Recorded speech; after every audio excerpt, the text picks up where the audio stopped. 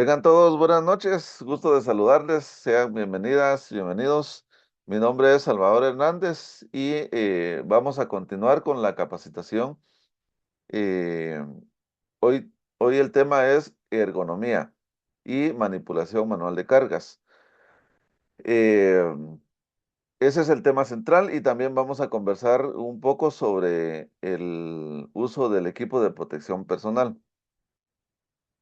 Entonces, pues vamos a dar inicio y nuevamente les hago una cordial invitación a participar activamente en esta reunión que tenemos, ¿verdad? Es que es una de las ventajas de estar uno conectado en vivo, ¿verdad? Yo siempre voy a recalcar que para mí la formación virtual es una herramienta muy funcional, muy buena, muy poderosa, eh, y que el factor diferenciador somos nosotros los seres humanos, ¿verdad? En la medida que nosotros le demos importancia y le demos cobertura en nuestro trabajo, en nuestros estudios, a la virtualidad, pues nos vamos a beneficiar, ¿verdad? Entonces, dicho esto, pues vamos a continuar. Em, El objetivo, pues, es conocer las generalidades de esta disciplina, ¿verdad? Vamos a ver los riesgos más comunes, más importantes y medidas para sus controles y cómo podemos mejorar, ¿verdad? Nuestros niveles de seguridad basado en la forma en que nosotros utilizamos y posicionamos nuestro cuerpo. Bueno, aquí hay un dato muy importante. Según la Organización Internacional del Trabajo, más del 20% de todas las lesiones incapacitantes en las áreas de trabajo están relacionadas con el manejo manual de cargas. Como les mencionaba, es el factor más común, más recurrente en cuanto a lesiones y especialmente en la zona lumbar, ¿verdad? Que es la parte más frágil de nuestro organismo, de nuestro cuerpo. Entonces, por eso la importancia de este tema.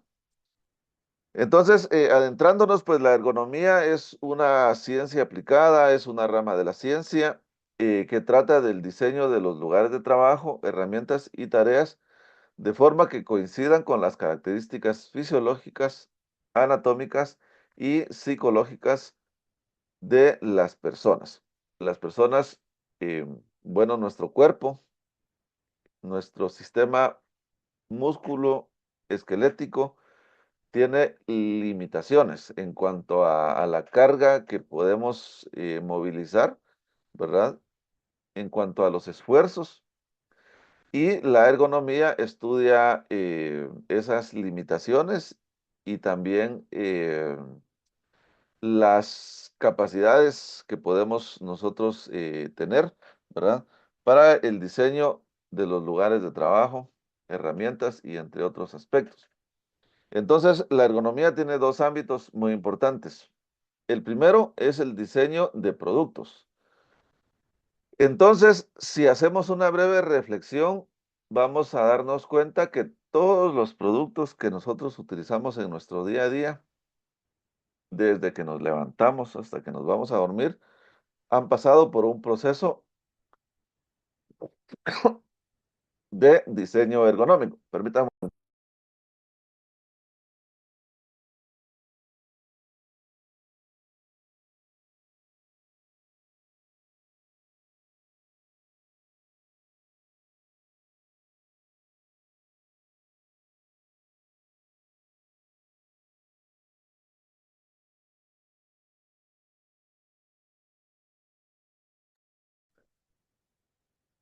Entonces, los productos han pasado por un diseño ergonómico.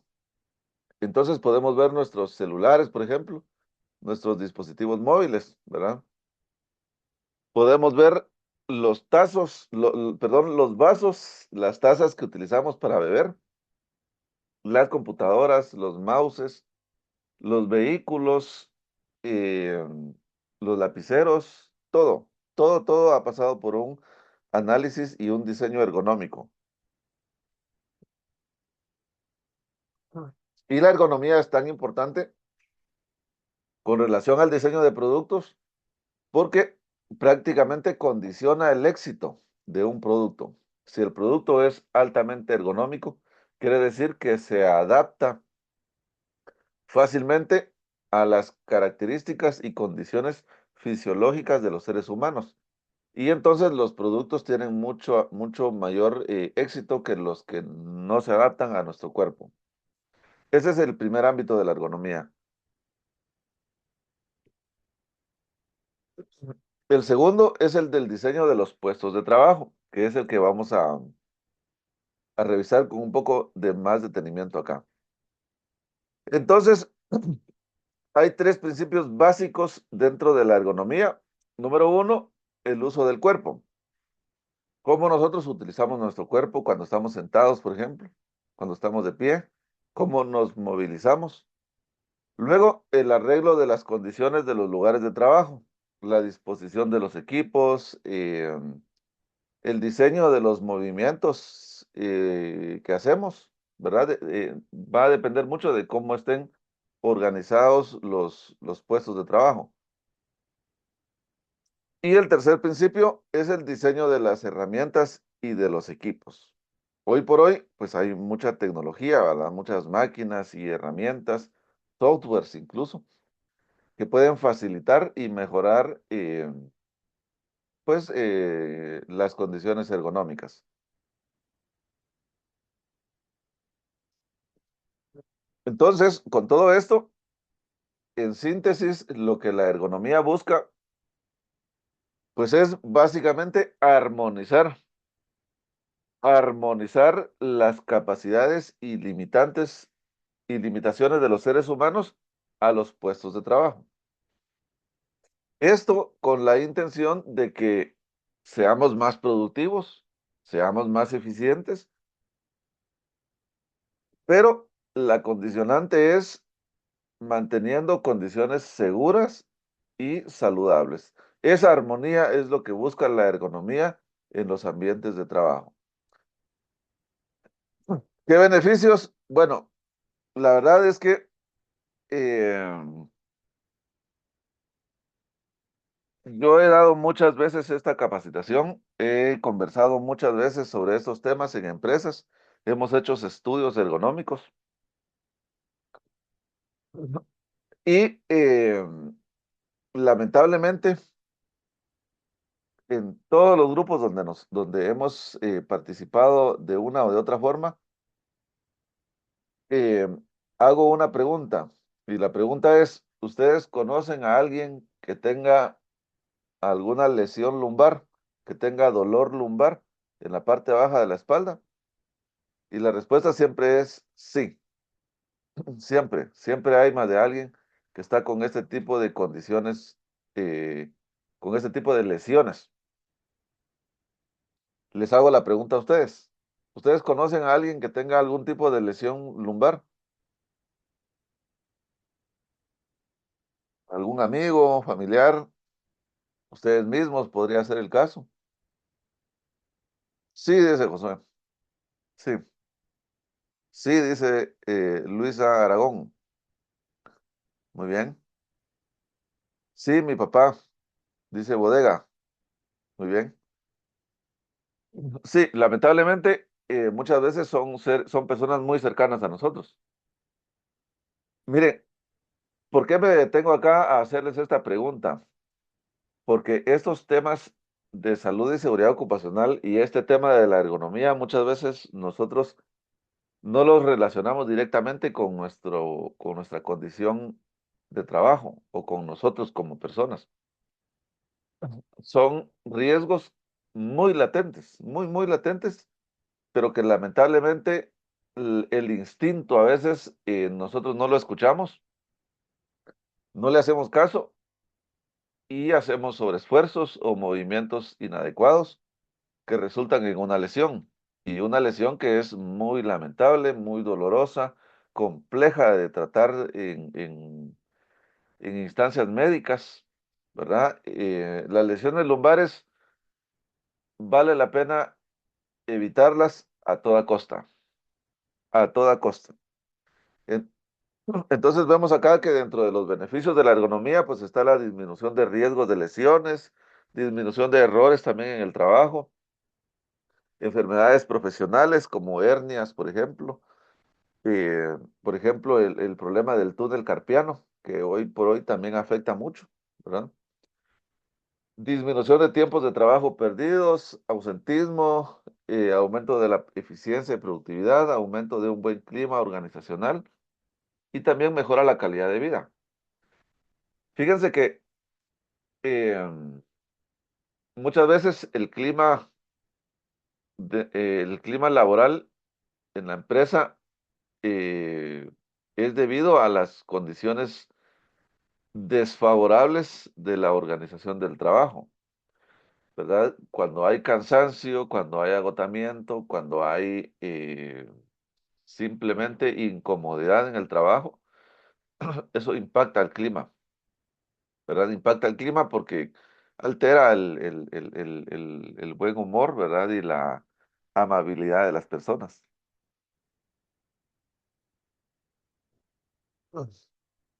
Bueno, y además de todas de lo importante que es el tema de la ergonomía, porque es importante ya de por sí para patronos, para trabajadores, para cualquier persona en cualquier ámbito, es muy importante. Pero además de eso, el normativo 229/2014 también establece en diferentes artículos la gestión de riesgos ergonómicos. Por ejemplo, en el artículo 87 habla acerca de la manipulación manual de cargas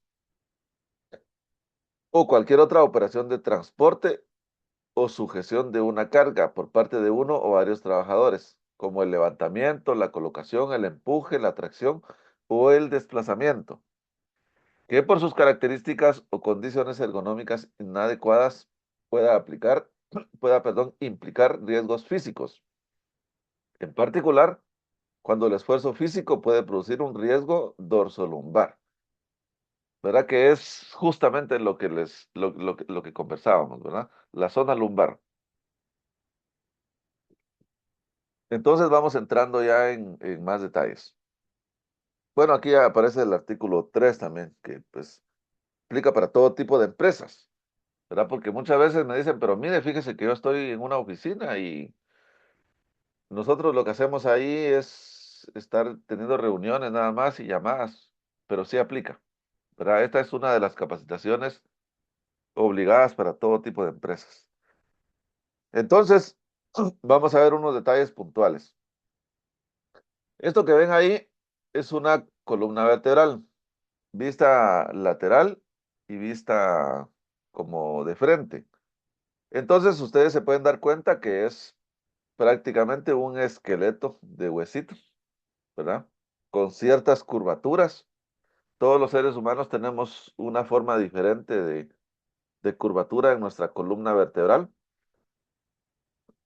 De por sí, a simple vista, se, se puede notar que es una estructura bastante frágil, ¿verdad?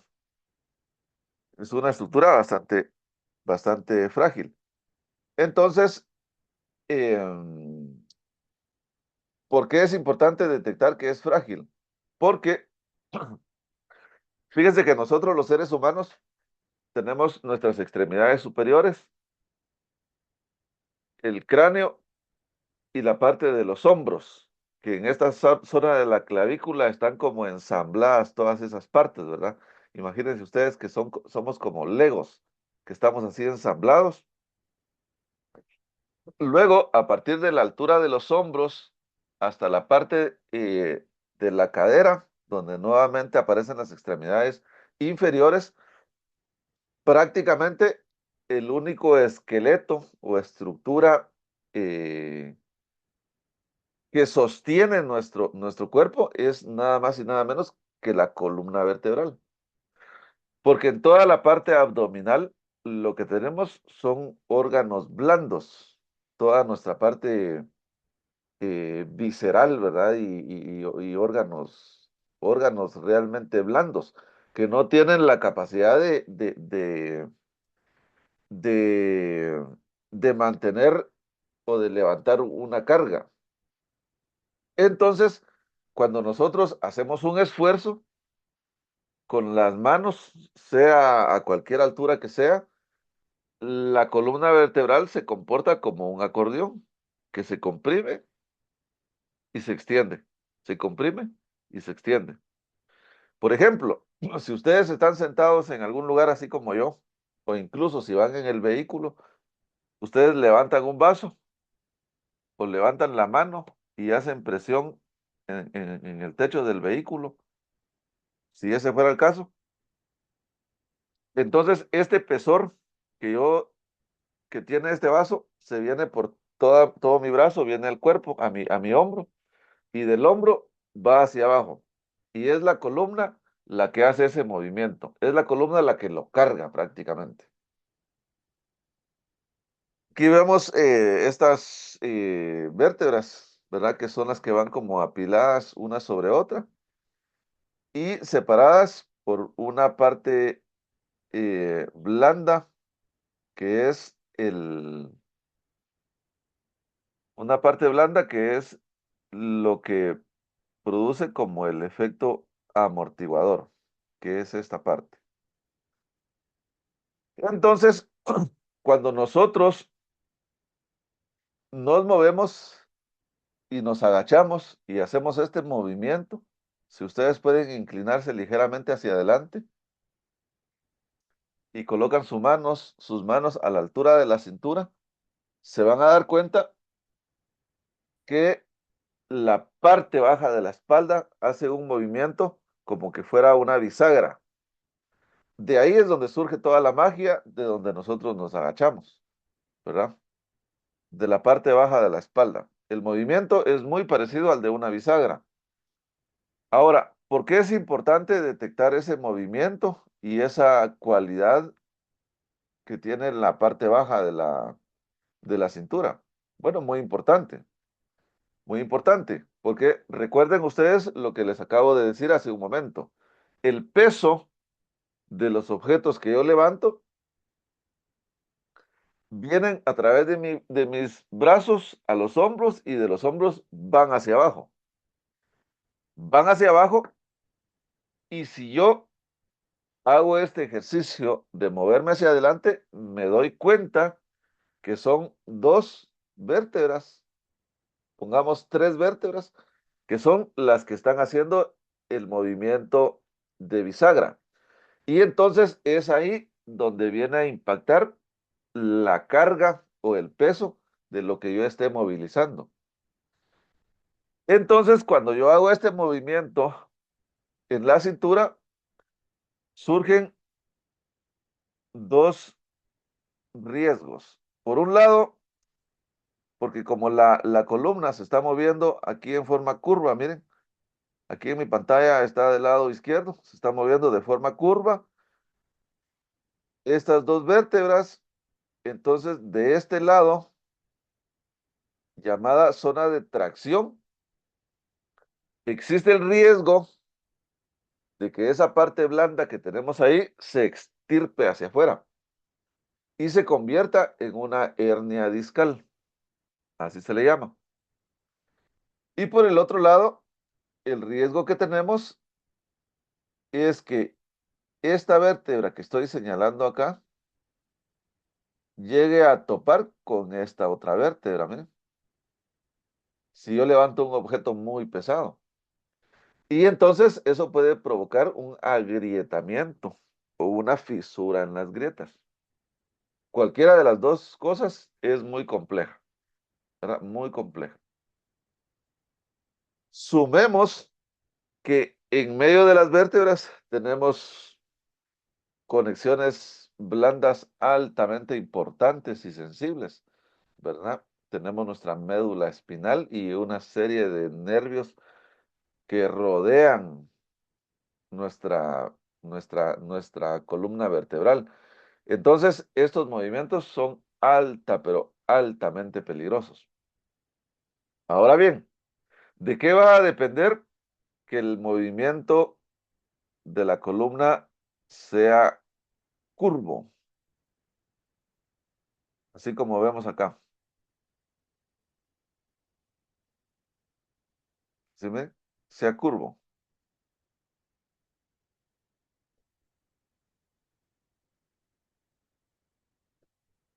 Aquí.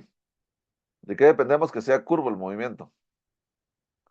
Bueno, depende de cómo, si ustedes se dan cuenta, cómo nosotros posicionamos nuestro cuerpo. Entonces aquí vemos a una persona y aquí vemos a otra persona. Entonces, si nos damos cuenta, vamos a llamar a esta persona persona A. La persona A está levantando un objeto de una forma y la persona B está levantando un objeto de la otra forma. Entonces, esta figura que vemos acá es la columna de la persona A y esta que vemos acá es la columna de la persona B. Entonces yo les pregunto, ¿qué diferencias notan ustedes entre la persona A y la persona B?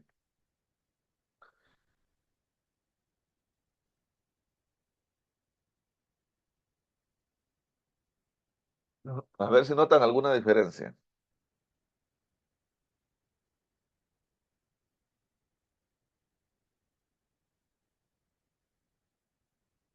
A ver si notan alguna diferencia.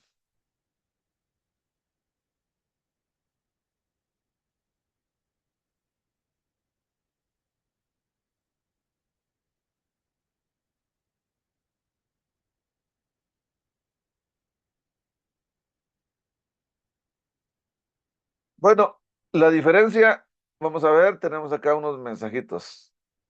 Dice la postura de la espalda y rodillas, ¿correcto? Que la A no dobla las rodillas al agacharse, ¿correcto? Una lo está levantando con la fuerza de las piernas y la otra con la cintura, si no estoy erróneo. ¿Correcto, Josué? Muy bien, gracias por sus comentarios. Sí, esa es una pequeña diferencia en cómo hacemos las cosas, pero que en términos de riesgos es enorme, pero enorme la diferencia. ¿Saben ustedes que la persona B tiene una probabilidad muy, pero muy baja de sufrir una lesión, mientras que la persona A tiene una probabilidad muy alta de lesionarse, muy, muy alta? ¿Por qué? Simple y sencillamente porque está curvando su espalda. El hecho de doblar las rodillas, de tener pegada la carga al cuerpo, es una gran ayuda. Es una gran ayuda, ¿verdad? Y esos son los movimientos que nosotros debemos practicar de hoy en adelante, ¿verdad? Recuerden ustedes que las lesiones lumbares son altamente probables, son alta, pero altísimamente probables. No debemos arriesgarnos a una lesión de estas, ¿verdad? Entonces el ejercicio es ese. Cuando yo me voy a agachar a levantar un objeto, sea pesado o no, doblar las rodillas. Si se me cayó un billete y me tengo que levantar a levantar, agachar a levantarlo, tengo que doblar las rodillas. Si tengo que levantar una moneda, tengo que doblar las rodillas. Si lo que tengo que levantar es una caja pesada, tengo que doblar las rodillas. Siempre, siempre, siempre, siempre. ¿Por qué es muy importante que nosotros comprendamos esto? Porque también hay otra situación.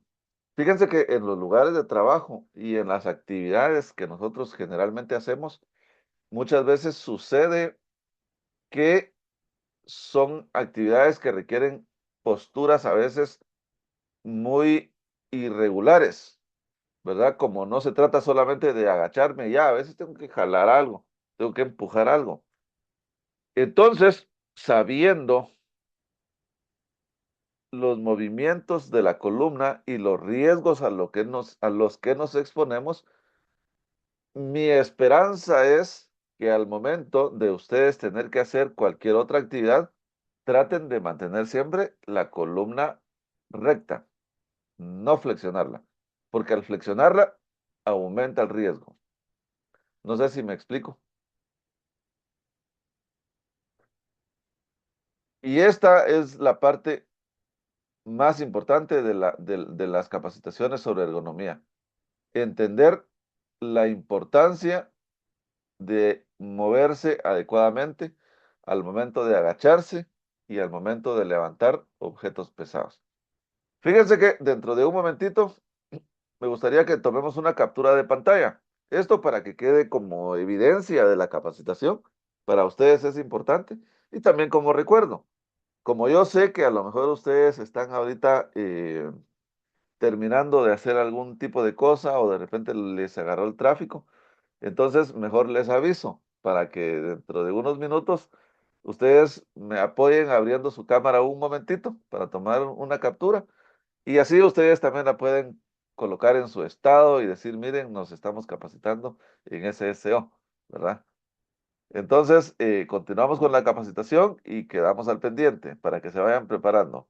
No es necesario que se maquillen o que se peinen, ¿verdad? Solo les aviso para no agarrarlos ahí mal parados, como diría mi amigo.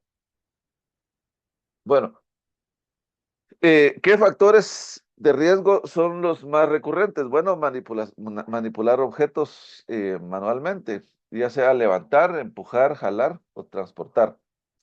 También los movimientos naturales del cuerpo, como agacharse o torcerse, ¿verdad? Hacer torsiones. Yo estoy sentado en mi oficina y de repente tengo que torcerme, ¿verdad? Si ya llevo muchas horas sentados, eso es un riesgo. También, a pesar de tener posturas adecuadas, si yo intento mover objetos excesivamente pesados, también existe riesgo de lesión. Y también las posiciones prolongadas, de estar de pie o estar sentado. Luego, vibraciones y resbalones también son parte de los riesgos que se suman al tema ergonómico. Las lesiones más comunes son pues las lesiones en la espalda baja, torceduras, esguinces, fracturas incluso, desgarres en uñas y dedos, entre otros, ¿verdad? Y pues aquí vemos unos ejercicios, unas ilustraciones de cómo está mal y cómo está correcto. Aquí hay algo muy importante también. Si ustedes se dan cuenta, esta persona tiene despegada la carga de su cuerpo. Miren, y ese es un pequeño detalle que marca una gran diferencia, porque entre más alejada esté la carga de nuestro centro de gravedad, de nuestro centro de carga, se genera un efecto palanca. Y entonces la carga, como en esta grúa se ve acá, en esta pluma, al estar más distanciada del centro de carga, el efecto palanca es mayor y el peso va a ser mayor acá en el centro, donde está el punto de apoyo. Y lo mismo va a suceder aquí en esta parte. Entre más... Entonces, la recomendación es que la carga esté lo más cercana posible al cuerpo, que esté pegada al cuerpo. Esa es la recomendación. Esa es la recomendación.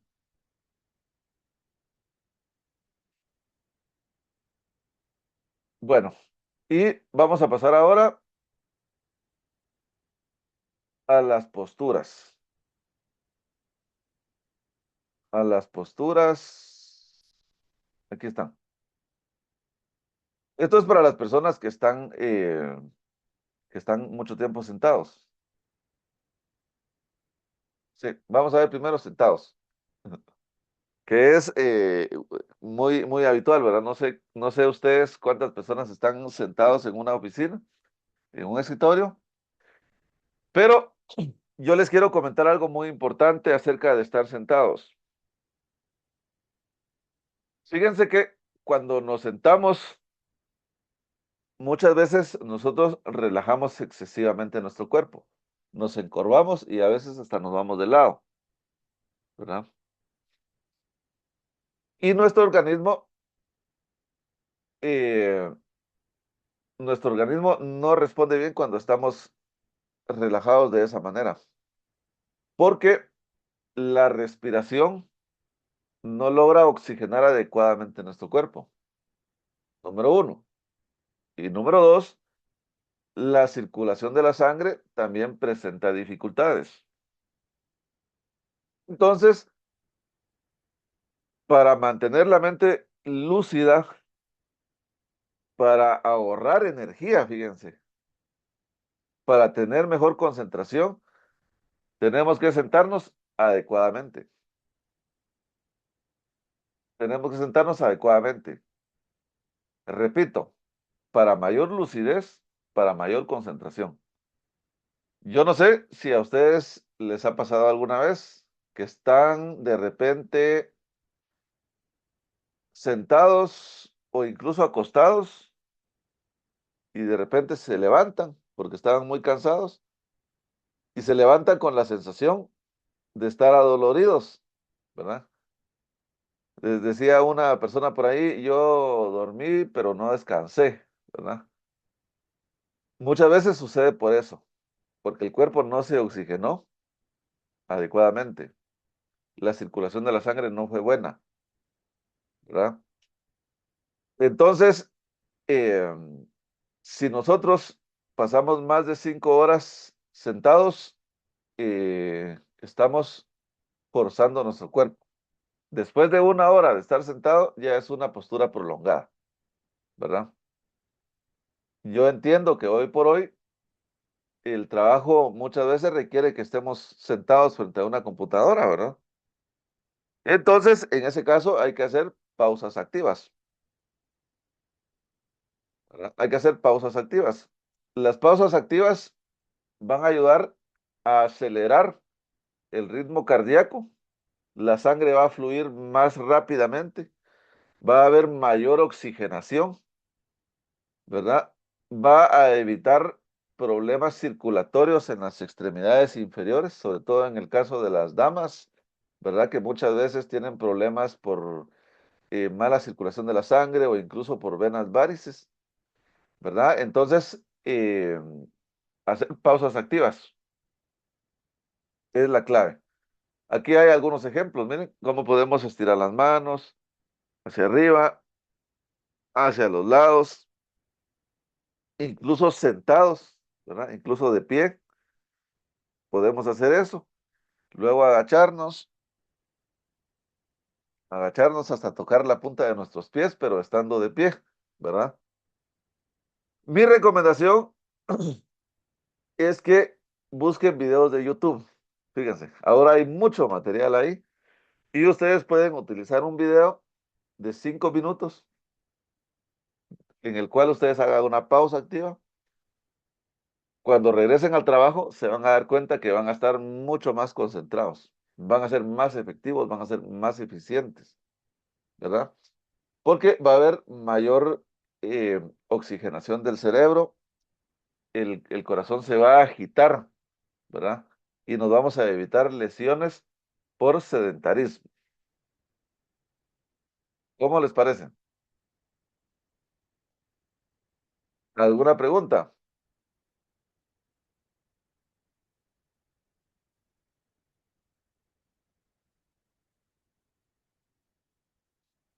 Bueno, ¿qué les parece si tomamos este momento para hacer la captura, la captura de pantalla, así como les había comentado? Vamos a ver, dice Josué, una lo está levantando con la fuerza de las... Ah, sí, sí. Todo bien, dice Dulce y también Josué. De momento todo claro. Muchas gracias. Bueno, vamos a pausar un momento la presentación y a ver quiénes se apuntan a encender su cámara. Solo unos segundos para una captura y luego continuamos. Ya vamos a ir terminando. A ver quién dice yo. Ahí viene Dulce. Ya la veo Dulce, también a Bodega.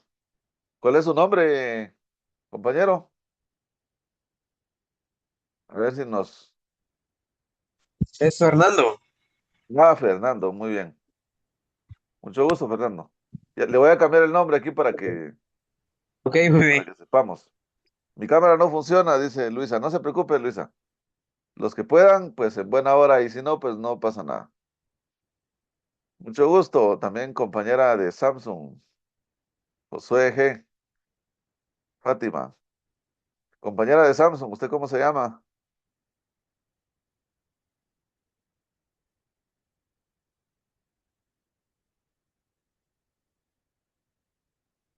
Parece que no puede usar su micrófono. Es Ashley, Ashley. Ah, bueno, muchas gracias, Cristian. Ashley. No sé si así se escribe, pero Salvador. la idea es solo identificarla nada más. Bueno, están bien jovencitos todos ustedes. Bueno, a la cuenta de tres voy a tomar una captura de pantalla. Entonces, ahí se hacen una sonrisa como de revista, ¿verdad? Así, una sonrisa misteriosa pero alegre, para que digan, puchica, esa capacitación estuvo buena. La próxima me voy a conectar bien tempranito para estar ahí. A la cuenta de tres. Uno, dos y tres. Ahí estamos. Yo se la voy a compartir aquí a Cristian. Ah, tenemos el grupo. Aquí estamos. Los mando al grupo. Y si alguien no está en el grupo, la pueden solicitar. Se la pueden pedir a Cristian. Y ahí la publican ustedes en su estado, ¿verdad? En su Instagram, ¿verdad? Muy bien. Entonces, si no tienen preguntas, vamos a continuar. Bueno, antes de continuar, les pregunto algo. ¿Ustedes utilizan algún equipo de protección personal en su empresa, como por ejemplo cascos, mascarilla, tapones de oídos, guantes, gafas? ¿Algún, algún equipo de protección personal que utilicen?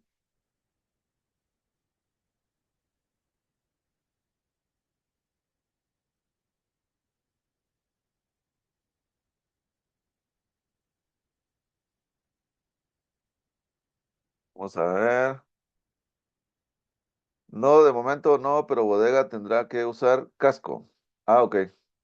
Cinturón de carga. Ah, mire, el cinturón de carga, buenísimo que lo comente Fernando, y les voy a explicar por qué. Primero, es un tema relacionado con la ergonomía, que es justo el tema que estamos conversando. Bueno, fíjese que los cinturones de carga no son equipos de protección eh, altamente recomendados, porque su uso tiene que saber hacerse. O sea, primero, los cinturones que se utilizan para cargar se deben utilizar únicamente durante la maniobra de levantamiento. Si usted levanta objetos pesados, es justo en ese momento que usted se lo abrocha y entonces hace la operación y luego se lo desabrocha. Fíjese, esa es una. Otra cosa también es que los cinturones no se deben usar apretados, ¿verdad? Yo me acuerdo que hace años iba yo a un gimnasio y había unos amigos que estaban bien cuadrados y usaban unos cinturones de cuero, pero se los ponían pero súper apretados, ¿verdad?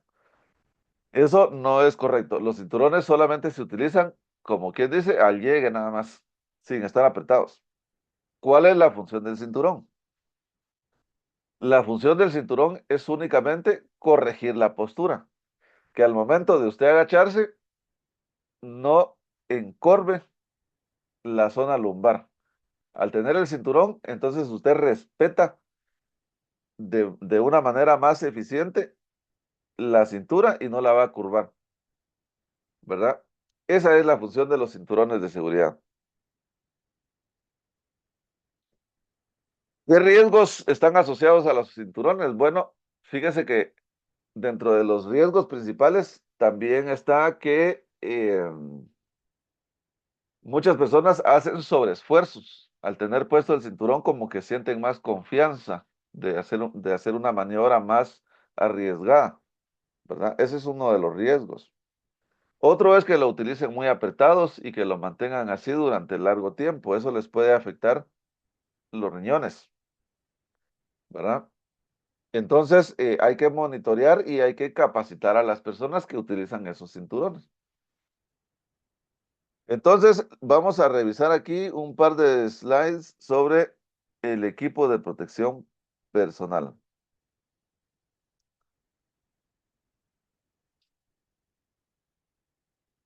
Aquí está. Vamos a finalizar en breves minutos. Solo quiero definir qué es equipo de protección personal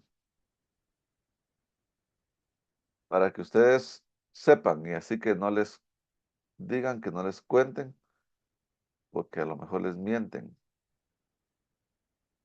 Bueno, equipo de protección personal se suele abreviar mucho como EPP, ¿verdad? EPP, cuando ustedes les pregunten a alguien por ahí, mira vos, si estás usando EPP, les está preguntando si ustedes utilizan equipo de protección personal. EPP, son estas siglas, miren. ¿Y a qué se refiere el EPP? Bueno, se refiere a todos estos accesorios que ustedes ven aquí alrededor de esta persona, ¿verdad?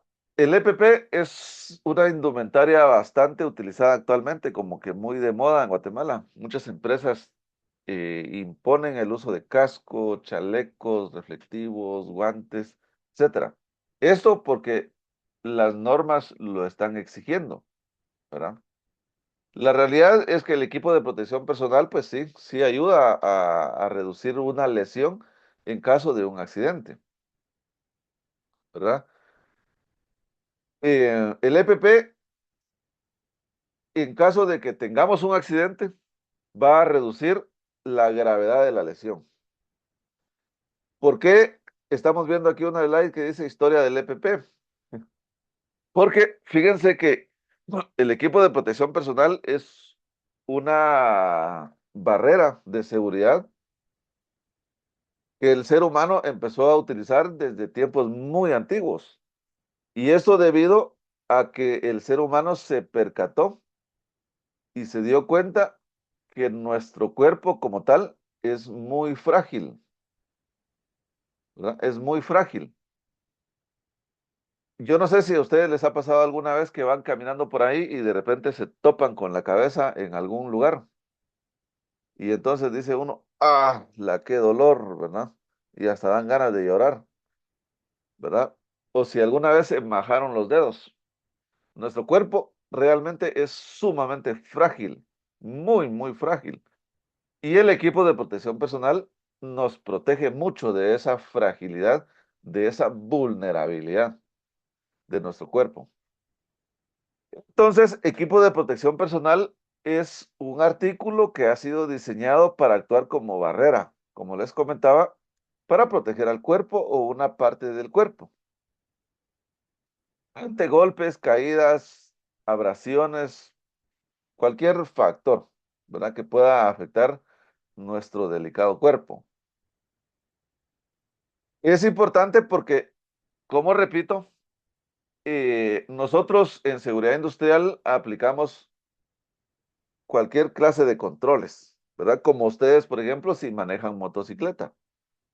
Al manejar motocicleta dicen ustedes, bueno, que mis llantas no estén muy lisas, no voy a ir muy rápido, voy a utilizar pidevías, voy a ser prudente, voy a revisar que mis luces también funcionen adecuadamente,